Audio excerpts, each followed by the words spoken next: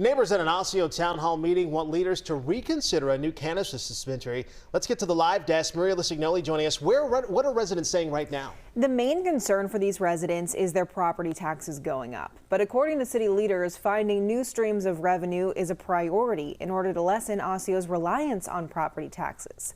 At yesterday's meeting, there were several alternative options presented for that building in question. Some of the options included selling the building as is, splitting the building for two tenants to use, one of which would be a brewery, and the last option is a brewery and a community center.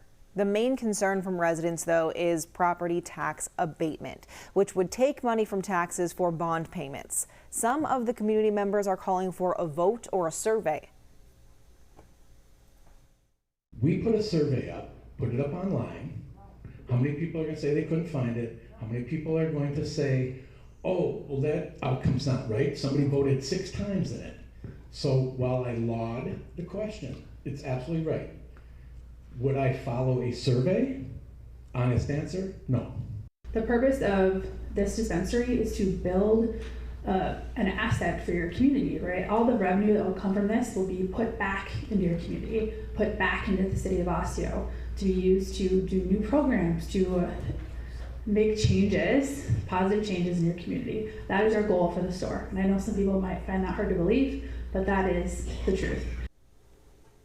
If the plan moves forward, the city wants to open the dispensary by this November. All right, we'll see where this goes. Maria, we appreciate that update. Thank you. 2 more daycare owners are pleading guilty to charges in Minnesota's fraud crisis. One of them is Fahima Muhammad. Prosecutors say that she tried to leave the United States 2 days after shutting her center down. The daycare was featured in a viral video in December. Prosecutors say that she pocketed more than $5 million meant to help Minnesota children. Another daycare owner, Jelaine Mertens, also pleaded guilty to wire fraud Thursday. Both women will be sentenced at a later date. A Wisconsin family is blaming Target for the wrongful death of their infant child. Esther Jo Bethard died in 2023 after eating what's called a water bead. Those toys expand when they interact with liquid, creating a possible hazard when ingested. The lawsuit claims that Target pulled this product from their shelves after learning about how dangerous it was, but failed to warn customers who had already bought it. 8 months after they stopped selling the kind of water bead the Bethards had, Esther Jo passed away. When you look at sort of the facts of the case and what Target knew and when they knew it, and you ran this sort of by anybody, if you were sitting around a kitchen table and sort of taking a poll of people, I think 10 out of 10 people would say Target had a responsibility to do more than what they did, which was nothing. In a statement, a spokesperson for Target said, quote, "We extend our deepest sympathies to those affected by this tragedy, and we worked closely with the manufacturer of the product at the time the incident occurred. As it is an active legal matter, we cannot comment further." Target, Walmart, and Amazon all stopped selling water beads marketed to kids in 2023. 2 years after a Dakota County woman disappeared from her home, her family says they are left with more questions than answers. It was July 6th of 2024 when cameras captured Nikki Anderson leaving her Randolph Township home, her last known whereabouts. Investigators executed a search warrant on Nikki's boyfriend's home shortly after the disappearance. The Dakota County Sheriff says that the case has remained a top priority and they have received more than 240 tips. Those tips are received. They're not falling on deaf ears. We are following up with every single one of them.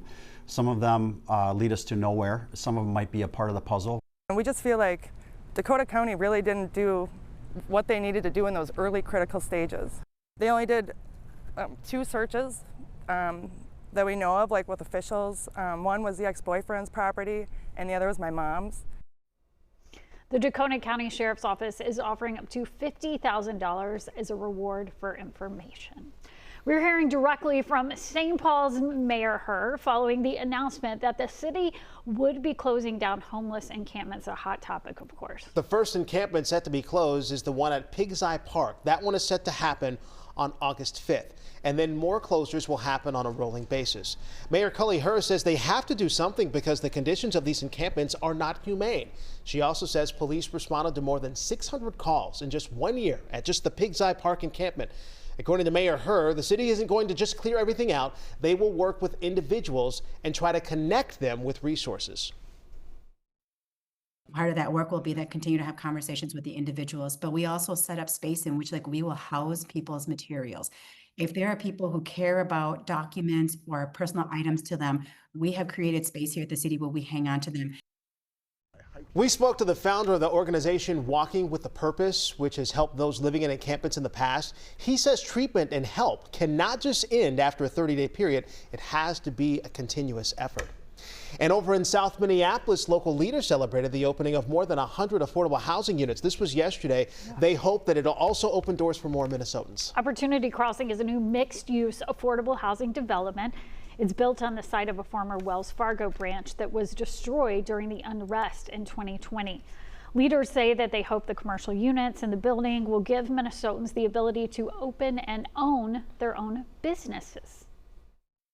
To have commercial spaces that are open for not tenants, but owners, giving business owners the ability to run with a great idea, become an entrepreneur, and then reap the benefit of the work they put in.